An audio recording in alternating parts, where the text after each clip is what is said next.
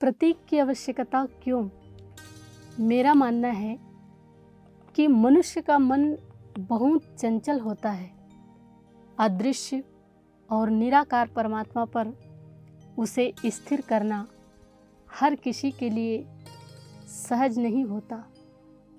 इसी कारण हमारे ऋषि मुनियों ने मूर्ति और अन्य प्रतीकों की व्यवस्था की ताकि मन किसी एक केंद्र पर ठहर सके और धीरे धीरे भीतर की साधना की ओर बढ़े। कागज का एक साधारण टुकड़ा जब नोट बन जाता है तो सबके लिए मूल्यवान हो जाता है। तिरंगा केवल कपड़ा नहीं रह जाता, वह पूरे राष्ट्र की आत्मा, सम्मान और एकता का प्रतीक बन जाता है। किसी प्रियजन की तस्वीर में प्राण नहीं होते, फिर भी उसे देखते ही प्रेम, स्मृतियाँ और भावनाएं जाग उठती है।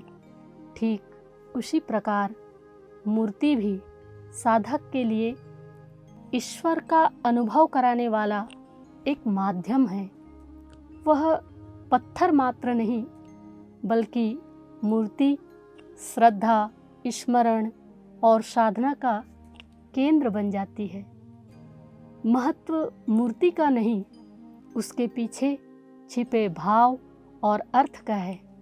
प्रतीक हमें बार बार उस सत्य, उस करुणा और उस जीवन दृष्टि की याद दिलाते हैं जिसे हम अपने जीवन में उतारना चाहते हैं।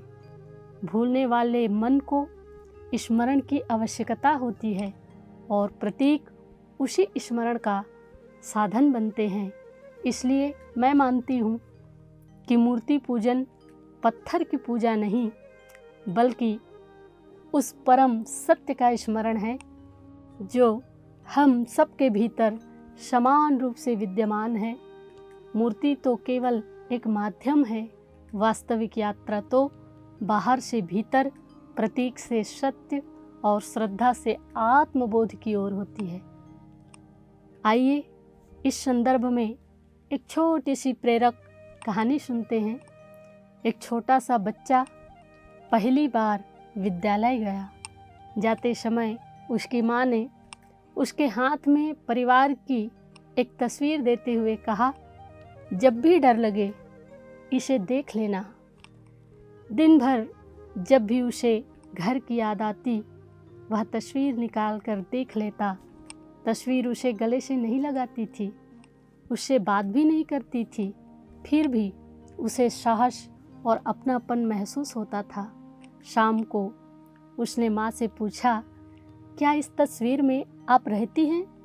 माँ मुस्कुराकर बोली, नहीं बेटा, मैं तस्वीर में नहीं रहती, लेकिन यह तस्वीर तुम्हें मेरी याद दिलाती है, इसलिए तुम्हारे मन में साहस और प्रेम जाग जाता है। फिर माँ ने कहा, ठीक इसी प्रकार ईश्वर किसी मूर्ति में सीमित नहीं है, लेकिन मूर्ति हमें ईश्वर का स्मरण कराती है, जिससे मन भटकने के बजाय श्रद्धा और ध्यान में स्थिर होने लगता है। प्रतीक स्वयं लक्ष्य नहीं होते, वे लक्ष्य तक पहुँचने का माध्यम होते हैं। जब मन प्रतीक के सहारे सत्य की ओर बढ़ता है, तभी प्रतीक सार्थक हो जाते हैं। जय श्री राम।